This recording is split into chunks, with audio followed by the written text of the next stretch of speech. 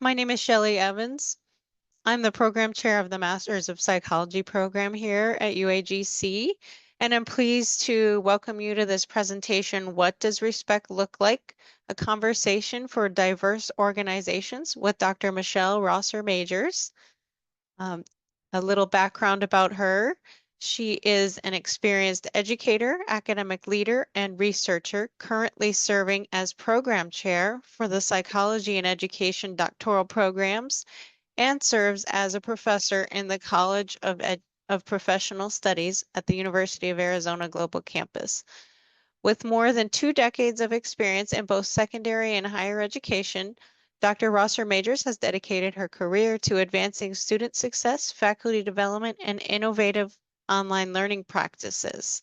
She holds a PhD in instructional psychology and technology and a Bachelor of Fine Arts from the University of Oklahoma, as well as a Master's of Arts in Interdisciplinary Studies from West Texas and A&M University.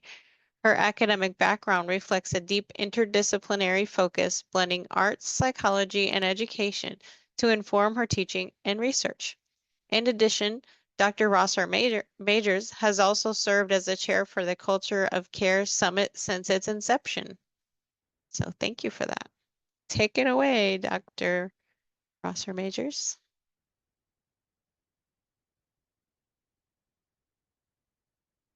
Don't forget to unmute your mic there. Thank you. That would be a rookie mistake. Thanks so You're much, Dr. Evans. No Can't tell, worries. can't tell I have a lot on my plate today. I am so excited to have everybody here. As mentioned earlier before it started, this was such an important conversation because even in our situation with our university and trying to grow this in our own university, care, respect can look so different and we forget. And so if you missed it earlier and you haven't been able to post anything yet, I wanted to start everything out by really looking at what does respect mean to you personally? Some of the comments so far, and I love that somebody else is about on time. I totally agree. That's probably mine is if, I don't want to waste anybody's time. So I'm always trying to be there early, be on time, unless absolutely not, I can't. And then I let people know in advance. But when people show up 2 or 3 minutes late for a group meeting that really is going to be tight, yeah, that's an important thing for me in respect is to show up and value other people's times. Also, I saw high regard, healthy boundaries, and a couple of people about authority and, honoring your boundaries. And I want to take that a little step further because we have to recognize people don't know our boundaries. So we have to be willing to be vulnerable enough to share what are those boundaries and be able to share it in a caring way if someone doesn't know and kind of goes over that line. Other things I see, recognizing the skills of others and not always, questioning everything from somebody that may have expertise in an area that you might not have. ADHD, anxiety, I agree, Kimberly. If that's a tendency for someone, how someone respects you may need to look different. And it really comes down to us. What are we willing to do to respect others? Because it's such an important part. And with us in care, it's right in the middle. The R is right in the middle of our care's pillars. And respect to me really holds things together. So I look forward to having the conversation with each of you. So in the words of Julia Cameron, it is not necessary that we change any of our beliefs. It is necessary that we do examine them, though. We have beliefs about how meetings should go. We have beliefs about how an email should look. We have all kinds of ingrained beliefs, but do we recognize that it may not be the same other people's beliefs? And so most of us would say, yes, we do. We get it that everybody's different. But sometimes we assume that respect is just really straightforward. We just go in, we get it done in our own way, in our own personalities. But honestly, we need to reflect too that our experiences really do drive how we respect others sometimes. And so if someone experienced somebody that interrupted all the time or was always speaking out and over the top of people, they may be more sensitive to that in a meeting than say others are. And so just recognizing that all of these different experiences can affect how we accept respect and how we give respect. I've heard it before. Well, they need to get over it. This is how I do things. When we work in a care environment, when you want to increase a care type environment, it just goes beyond that. We can't think that way anymore.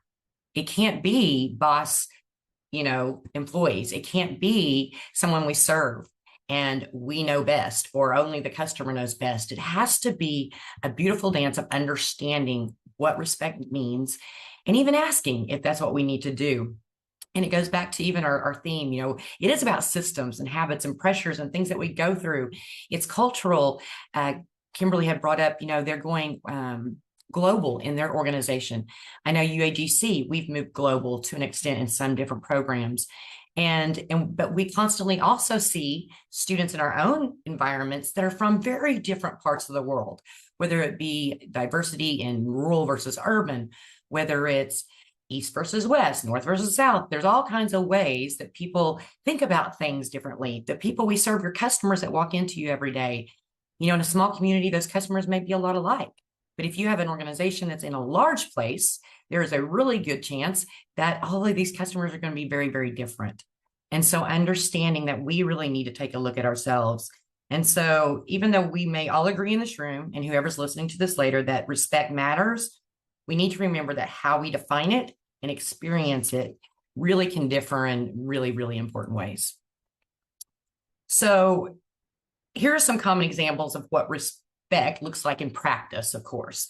If we're being listened to, we're being treated fairly. What is fairly? Having ideas valued. What does that mean? Acknowledge that they just use them. What does that mean? Being acknowledged by someone. What does that mean? Because some people might consider it disrespectful to be called out and acknowledged. It's a very, very thin wire line, as you can kind of see in our image there. Professional communication. What does that mean? In some areas, that's different for different people. And even, like we said, being on time really can show whether we're being respectful to somebody else. And all these seem simple, but they carry deep meaning in how people experience inclusion and care. So this is one of the most important ideas that we'll have in our conversation today, is that we know what respect looks like, and yet we don't consistently practice it. And that disconnect that we have can feel very confusing to some of us and frustrating, especially in organizations that really do value care and inclusion, but yet aren't modeling it in some scenarios. So let's just unpack a little bit why this happens. It's not usually about intention. I don't know anybody that I know that walks into a room or wakes up thinking, man, how can I disrespect somebody today? Looking forward to that. No one says that. So I don't think it is about intention. But most people are, wanting to do the right thing, but there are a lot of things that come into play on why we sometimes don't. So instead, we have to look at these human factors that I have up on the screen. There's competing priorities. We're in a hurry. We have the next meeting. We're actually multitasking. If you do online meetings, you know what that feels like. So you're multitasking, and maybe you consider it disrespectful that you just answered a question that somebody comes in and asks. Is it disrespectful of them because they asked, or is it more disrespectful because they weren't paying attention? And do we all do that at times? We do, because we get rushed, we get overwhelmed. I'm trying to meet deadlines, all those things. Situational behaviors, such as, we show respect when it's easy, but not when we're under pressure. So if we've got to get this done, we get stressed out. But remember, intent does not equal impact. What we meant to do is not what others are going to experience. So, well, I meant the right thing. And we hear it a lot, I hope that people have good intentions. And I think we do, but it doesn't negotiate the fact that even with good intentions, we don't always do the right thing. And the impact is so different for different people. And so I think it's hard, but we use that as an excuse. Well, my intentions were good. That's always a great start. But how did that impact someone on your team, on your customers, for our students? How did that impact them long-term and even short-term? And I think that's probably a pretty big one we all need to think about. So we also have to recognize we don't all define respect the same way. We've kind of said that. For one person, it means just directness. Just tell me what I got to do, and I'm going to do it. For another, it means the tone and your timing and the inclusion of how those decisions are made are extremely important. I think a lot about when we put this summit together and we have so many parts, and that's what makes this great. And some people just want to be told what to do. And we've learned how to create teams that's what they get to do. They're told this is the assignment. We have other teams that want to be acknowledged for their ideas and help with the planning and what we're going to do. And so we've created teams that help that dynamic of person to be involved. And so maybe looking at how things are structured sometimes can help us to be more respectful when we allow people to be in an area where they feel like they can contribute in a way that you feel is respectful, and so do they. Now let's put in the power dynamics, because we don't have any of those anywhere. We need to recognize too, and many of us here are leaders, some are not in a higher level, but the more authority or comfort we have in our positions, the less likely we are to probably notice when we interrupt others. I know I've done it. When we dismiss others, or when we unintentionally silence others. And then there's that self-awareness piece. We just don't have the time to be self-aware about what we just did. And as a leader, that's what we modeled for someone, that it's okay to do that. And we'll go into that systems. It's showing our folks what, if we can do this, then that's fine, but they can do this too.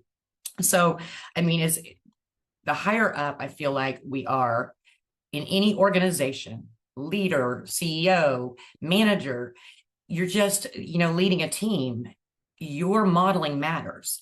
And you can't discount just the fact what your title says gives you a right, or me a right, to do these things. And we do it. We're in a hurry. We got to get to the next one. We got to get to the next one. So it's something very intentional. Power dynamics are there, and self-awareness is highly needed in those situations. And then something that's really critical is we default to the habits and the organizational norms. Going back to, how are things modeled for us? What were our old habits? We used to do this, so we just keep doing it. And then, I think this last thing, cognitive load reduces empathy and perspective. This is something that's been researched, is that the more stuff on us, the harder it is to be respectful. And I know I was in a fairly stressful meeting yesterday about just getting all of these final things ready for the summit. And we work very hard with this summit to use care with one another, because there's so many pieces that are moving. And I had to say to someone, I am so sorry that I'm short today. I've got so many things running through my head that I'm trying to make sure I get done. And this is not about you. This is just about my head not in the right place, trying to focus on too many things at one time, and step back and say, this is on me, not on me making sure everybody gets it done. And so I think it's really, really important that we realize that cognitive load can really, really, really affect things. And so the takeaway with this isn't about good people or bad people, good people versus bad people. It's just not. It's about our conditions. It's about our own self-awareness, and it's about what we intentionally practice.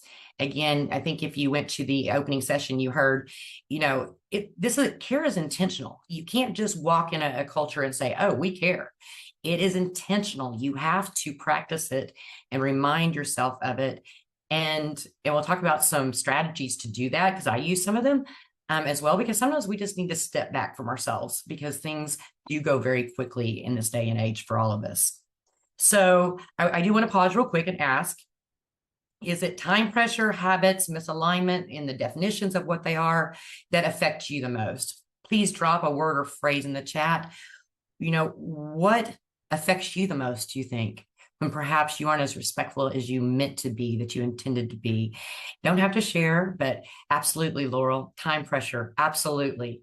That's a big one. Any others? What affects you? Again, mine is that cognitive overload. So many things. Yes, competing priorities, absolutely. I forget that not everyone lives inside my head. Oh, Kimberly, I'm right there with you. And I have to tell people that I'm so sorry. Mine's running 100 miles an hour at this point. So we all can be disrespectful, because we need to be taking the time to get to know our people too. And when we aren't putting that time there and knowing how they respond to us, that can be really, really challenging. And so as we look at that, let's focus on the central question. If we know what respect looks like or should be, and that we must intentionally act upon it because it can look different in diverse groups and teams and with individuals.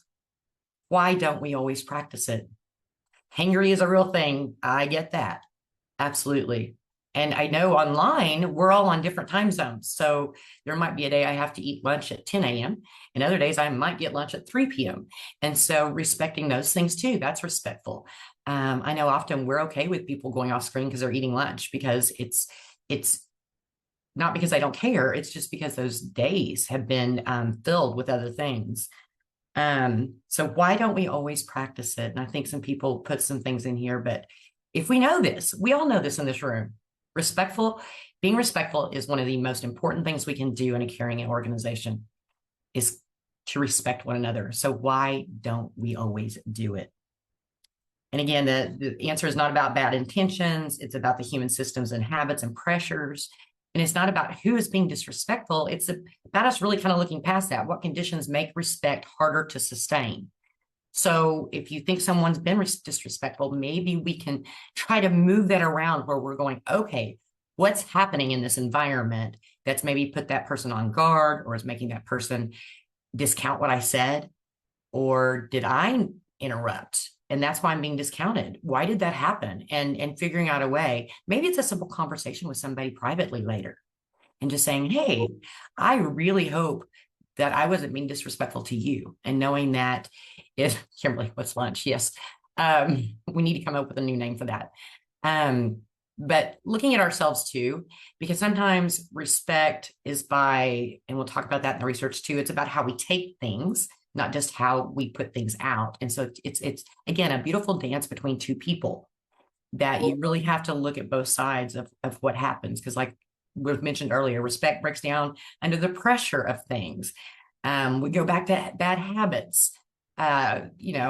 We experience it through the impact of what someone does or how we perceive it, and not the intention, perhaps, of what was out there. So culture either reinforces or erodes respectful behavior. This is why it's so important. If we don't work on respect, that culture can break down very quickly.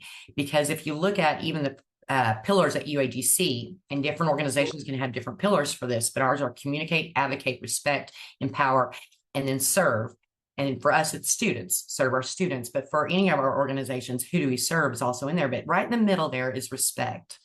And if you look at, if you don't communicate, our first pillar with respect, it can break down. If you don't advocate with respect to all parties involved, it can break down, and so on and so forth. And so this respect piece is central into what we do. Respect is not universal. It is cultural and personally constructed. And our ability to really attend to respect can be influenced by all these factors that we've been talking about. So it's not, again, always about changing the beliefs of each of us or others. It's about examining them. It's about how we carry assumptions about what respect looks like. And those assumptions shape how we actually show up in a room. We show up to a meeting. We show up on the phone. And that's both sides. If you think you're a very respectful person, you're not going to walk into that meeting worrying too much about being intentional. If you think a person you're going into a meeting with gets disrespectful, that's going to be the perception you're developing during that time. And so it's, again, that dance between one another and listening to each other and communicating with each other, even in private later, just to make sure somebody wasn't disrespected, because it's so important. So we all carry assumptions about what respect looks like. Those assumptions shape how we show up. This slide actually captures something we don't talk about enough. The same behavior can be experienced as respectful or disrespectful, depending on who the person is. So if we look at some examples in direct feedback, one person hears clarity and honesty, and that's great. The other person hears harshness, criticism, shortness, don't have time for me. There's so many things that the other person might perceive out of that. And I know at times I've even had a phone call that said, hey, did you catch how that was said? And I was like, oh, I'm so sorry. I didn't catch it, that it was said like that at all. And that's sometimes nice to talk through with colleagues and give both perceptions but it is something for whoever is the person with the intent, again, remembers that impact it had. What about being called on? For some, that feels like engagement. Yay, they called on me. You value my voice. For others, it feels like they've been singled out, and especially if they weren't prepared, because there are a lot of people that aren't comfortable talking up if they aren't prepared. They need some time to think. Do you know who these people are? Because it is important for a voice. But how do you include those people, even that might feel uncomfortable with their voice? Is it a private message later? Hey, didn't get much from you. Did you have any ideas? Maybe it's private. So thinking about those things you can do to break that down. And what about quick meetings as another one? So some say that was efficient and respectful of time. I know I like quick meetings, but for others, they think it was rushed and dismissed and didn't take care of business. Okay. So here's attention. We often assume if my intention is good, the experience will be good. But as we've said, that's not how respect works. Respect is not defined by the sender, it's experienced by the receiver. Remember, perception on both sides can affect that. And this is where misalignment happens also in organizations. We actually reward efficiency. So being fast, right? We value directness. Fast, let's get this done. We move quickly, but we don't always stop to ask, how is this landing for others that this is what we're rewarding? It's something to think about. It's something to think about not only for the leaders that are above us, but for ourselves. How is what we are doing landing for others? And this is especially important in diverse environments, whether it's diverse across the United States, across the country, across the world. Cultural norms differ, and even understood cultural norms about looking each other in the eye or different things that do come as a cultural aspect. We also get into a tendency where we can perhaps stereotype. We have to be cautious about that too, because one culture may have several beliefs about that. And this seems very overwhelming. Yes, so much to know. It's more about being aware and listening and being willing to understand that different things can be taken by others in different ways than we intended them to be, and being willing to say, hey, I didn't know that. Thanks for letting me know. And doing your best. What's the saying? You can't make everybody happy. I think there's some truism to that. But I also think when we strive for empathy and care and really let people know we care and we want to do what's right, it can make all the difference in the world. So again, respect requires awareness, not assumption. It asks us to move from this is how I show respect to how is respect experienced by others that I'm engaged with. So let me ask all of you again, feel free to drop it in the chat if you feel comfortable. This is how I show respect. Back up. Which of these resonates with you most? Have you ever intended one thing, but it landed very differently? Think about, is there anything you ever did that you meant one thing, but it actually came off as something unintended? Please post in the chat. I know none of us like to admit when we do that. I could probably chat forever about all those things. Oh yeah, direct feedback did not land well. That's hard. That is so hard. And I think most of us can think of those times. And I think it's important, and we don't have to post this, but what did we do about it?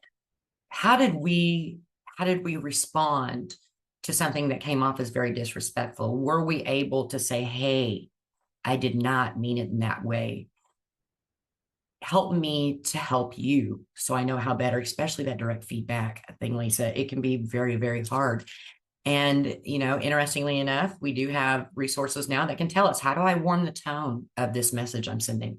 I found that AI has its goods and its bad, and it's such a messy thing at times, but it can actually improve the tone of what we have to say if it understands the type of situation and scenario we're dealing with.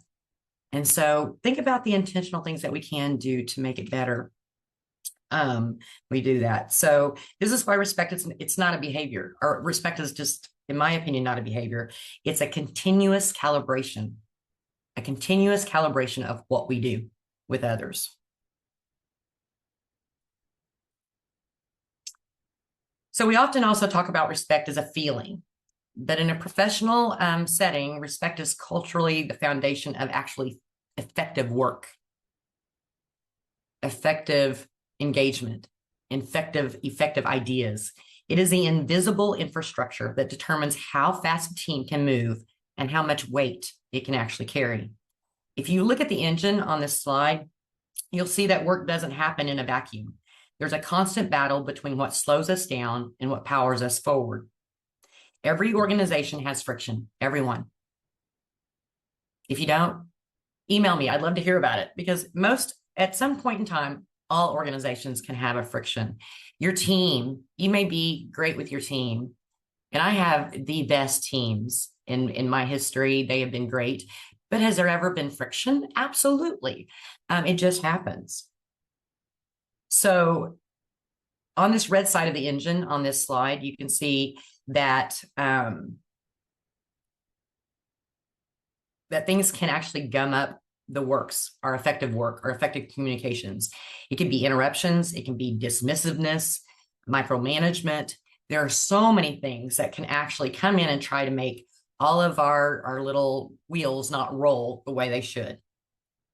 And when these are present, you can look through some of these different things that can happen, but psychological safety actually can vanish. And that's our number 7. When you're being dismissed, interruptions, you're lessening, or the organization's leaders are lessening the psychological safety that their folks feel. And instead of focusing on the task, people spend their energy protecting themselves.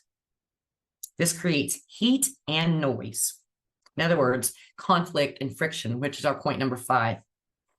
And that eventually causes the entire system to seize up. And that's not going to do any of us any good. We can't serve those we want to serve: our customers, our clients, our students. So when we talk about the flow, we're actually looking at points 1, 8, and 9. And so you look at this team, the team members again in the photo, and they're pouring in the frictionless flow, right? That eventually causes intentional acts of respect. So they're putting things in there daily. The frictionless flow, putting in respect. What happens then? They build trust, the point number 1. That's the reservoir. Without trust, you can't even start an engine. If we don't have trust in our organizations, you can't start the engine. Knowledge sharing, which is our point 8. Notice how the blue light connects the different parts of the machine in our diagram or image over there on the left. When we respect each other's expertise, information flows instantly where it's needed to go most, but we have to understand that. And then accountability and punctuality, which is our point 9, respecting someone's time and potential allows us to hold each other to high standards without creating resentment. And I do believe early in this session, that was one of the things that was brought up, is about respecting those points. So when the flow clears the static and all of that, we can call our outcome speed. This is where our magic happens. We see innovation, which is number 2, because the gears are finally moving fast enough to generate new sparks. Engagement, our point 3, it increases because people want to be a part of that machine because it actually works. This leads to strengthened outcomes, or point 4, and ultimately the loyalty, point 6, of the people operating it. They stay because they feel valued. Respect isn't the prize at the end of a successful project. It is the lubricant that the success makes possible in the first place. So as we lastly look at the red static labels on this engine, our interruptions, our dismissiveness, our micromanagement, our not being on time, all those things that could be on here. Which one do you think is the biggest speed killer in your current workflow? Welcome to put that in the chat if you'd like, but I can think of a lot of things. And so I do want to move on to the research because it tells us important things about respect. 57% of employees who quit their jobs in 2021 cited feeling disrespected. And also feeling disrespected is 10.4 times more likely to drive an employee to quit than low pay. Something to think about, because I think often we as leaders go, oh, they quit, they didn't feel like they were getting paid enough. Do we really know that's why? Do we really know that's why? Because disrespect is 10.4 times more likely to be the cause. Respect breaks down under pressure and not intention. We default to those habits and others' values, and culture either reinforces or erodes respectful behavior again. And the questions still remain with this. Have I been disrespectful? How? Have I allowed my cognitive load to override how I should be treating others? Am I truly supporting a culture based on care, not being attentive to others' needs? More respect background. We've talked about cognitive load reduces empathy and perspective taking. Behavior is context driven more than value driven. So what happened in the context, not the value of what was trying to be said. Impact is shaped by the receiver's experience, not the sender's intent. Respect is culturally and individually defined. Power reduces perspective. Self-awareness is often retrospective, unless it's trained. And behavior follows norms more than intentions. So some strategies that we'll go through, just little things, is first of all, is being intentional. Okay, I know I feel rushed, so I'll slow down my tone. If I'm busy, I'll create small gaps between my meetings so I'm not late for other ones. Habit stacking, attach respect to the things that you should be doing. I will be on time, and I like to put sticky notes up all over the place that remind me of things like this. I will pay attention to the screen when people are talking in meetings and not multitask. What they have to say is valuable. I'm going to look for environmental cues. And I do the agenda, these notes also on my deals. Pause, listen to what people are saying. Remind yourself to slow down. I tend to be a very fast talker. And so I have to really watch that I am looking for cues and being aware. Did I reflect on what I did? Did I stop? Did I put it in my day at the end of the day, 30 minutes just to go, how did respect look coming from me today? How can I improve? How can I help others improve? How can we be closer in that area of respect? And then name it internally. When you mess up, name it. I was rushed. I was real happy yesterday that I recognized that I had so much going on that I was being very short. Not to anybody, wasn't feeling short with anyone, just very short because I was, and named it and said, this is what's happening. I am so sorry. I will slow down. I've just got so many things going on. So naming it. Sometimes that takes a little humility. That can be hard. Learning to communicate in styles of different people, especially if we're leaders. Find their preferences. Ask people what they need. Don't expect them just to tell you. One thing somebody mentioned earlier was, about their boundaries. Be sure you're sharing your boundaries. What are those? So gently challenge things. Be sure to model. Think about the fact that you're modeling these behaviors. Micro behavior tracking. This sounds like a lot, but focus on the small things, the eye contact of others, structured turn taking, invite voices intentionally. Again, this one you have to be careful. We haven't heard from so-and-so. Make sure if somebody raises their hand, though, especially on an online meeting, that they're being acknowledged to talk and to share. And again, psychological safety. I might be wrong about this. Please let me know. I don't know their experience. You're talking about the worldly global, and that's coming from more and more organizations all the time. We need to be sure. I know they say don't assume, but we should be assuming that we don't know anyone's full experience, anyone's full culture, the stereotypes that may be out there that we're just think aren't.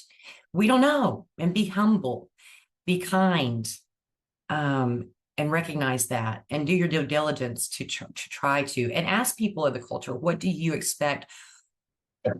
How can I make this better for you? And then self check-ins, checking in on yourself. What can you do better? How can you help better? Again, more body signals,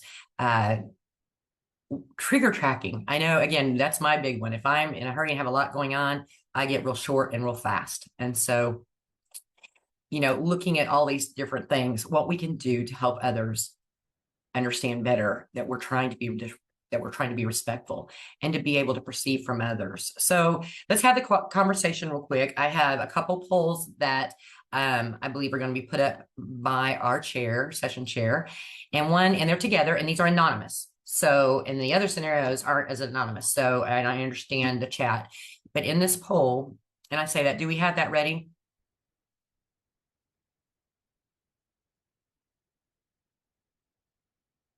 Not hearing from anybody. Okay, They may not have the poll, but if they do, you guys need to talk to me because I can't see it with my video up. Um, I'm not seeing a poll. okay, thank Can you. we just see the slide still, Michelle? Okay. So that should be, I think, shared by the tech host. If it doesn't come up again, you can answer in the chat if you want. This was going to be more anonymous. Have I been disrespectful without intention? Have you felt disrespected at your own workplace? I can almost bet we can all say yes to all of these, Oh, I honestly. think absolutely, yeah. Sorry, I meant to type that. No, thank you, thank you, thank you. I do. I think we felt disrespected, and I think that we have probably been disrespectful. And so I want you to think about these couple of things. A scenario based is if a colleague interrupts a meeting all the time, what would be your response to that? How would you handle that? Someone uses language that be perceived as insensitive to others. What might you do about that? How might you be able to help that person? Even if it's just changing, the subject around or things, went to silence. Yeah, I respond to Jamal. And it's taken a lot of years to do that. But I still think there's a lot of people in the room that won't say a word about how they felt. And so it's important for others sometimes to actually listen and know that we can do better, because some people just aren't going to speak up. And so as we consider these things, what most often affects you in your workplaces? What most often affects you on, why you feel like these things are happening? And so with this, creating a culture of care and respect isn't the work of one person. It takes everyone. And it's really often the overlooked variables demand attention and action if respect is to truly thrive. And so what I'd love to do is I'll quit sharing and come on board, and would love to have the conversation with anybody willing about things that you are experiencing and maybe other ideas you have for being able to share, and especially large organizations, about how to be more respectful, how to be more intentionally respectful to one another, so that you can really, really build that care organization, because it's really built on that piece, and it's probably one of the hardest pieces ever. Want me to jump in for a moment, or That would be great. I'll help break the tension. So I work for a very, very large organization, and I've noticed, depending on the department, depending on the structure of the organization, people take things very differently. So what I do personally is less is more. Less words can be misconstrued. Get right to the point. Try not to, I guess, does that make sense? I mean, I know it's kind of a weird statement, but. No, I like it. And I think I'm going to put it in the chat for people too. Less is more. And I think it goes back to two, though, what we talked about. For some, they may feel like you didn't have time for them. So less is more, or more is less, and I think it's, yeah. And so it's so hard. I'm not saying, I don't think it's impossible, but you're right. I think for some of us, and I'm probably one of those, less is more for me. I don't need to be told something over and over again. Tell me how it is. I got work to do. But for sometimes, and that's something I have to work really hard on, Dr. Seidel, is stopping and being willing to have that conversation and sharing with each other, because I do tend to run a really fast train, for those in the room that know me, and I have to stop at the tracks. Anybody else have a thought about? Am I okay to yes. speak up? Okay. Yes. And y'all can come off your screens now too. Please do. If you want to open your videos up. This truly is to be a conversation, but Kimberly, yes, please. Great. Thank you. Sorry, I live in Northern Michigan. It's a little chilly out. We've got an ice storm coming. Anyway. Oh, wow. So one of the things that I think is really interesting is, because respect looks different for everyone, right? I have an employee on my team who is on the autism spectrum. He is a very black and white thinker, and that is it. If it's not black, then it's white. There is no shades of gray. And so he requires a manager who is able to navigate that.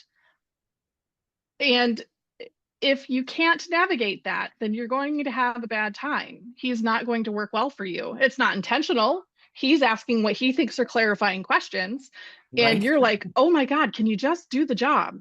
So for him, you have to spell it out step by step by step by step, exactly what you're looking for. But others, you can just say, hey, I need you to go do this.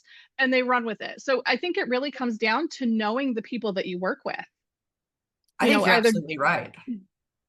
And I think also giving options for that. I know I learned so much and grow so much as a person, to be honest, in my whole career, but with this summit, because I work with really diverse teams and departments and different things.